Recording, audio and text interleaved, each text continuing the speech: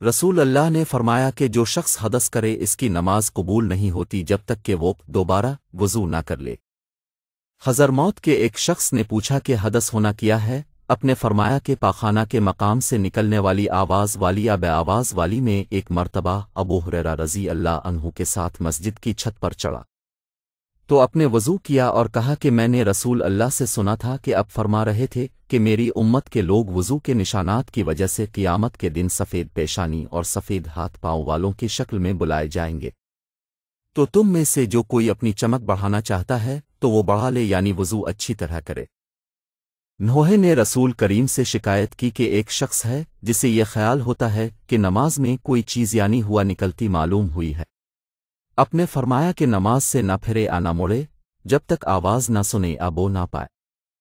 رسول اللہ میدان عرفات سے واپس ہوئے۔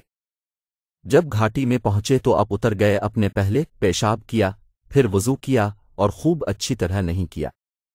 تب میں نے کہا رسول اللہ، نماز کا وقت آ گیا۔ اپنے فرمایا نماز تمہارے آگے ہے، یعنی مزدلفہ چل کر پڑیں گے۔ جب مزدلفہ میں پہنچے تو اپنے خوب اچھی طرح وضو کیا، پھر جماعت کھڑی کی گئی، اپنے مغرب کی نماز پڑھی، پھر ہر شخص نے اپنے اونٹ کو اپنی جگہ بٹھلایا، پھر عشاء کی جماعت کھڑی کی گئی اور اپنے نماز پڑھی، اور ان دونوں نمازوں کے درمیان کوئی نماز نہیں پڑھی۔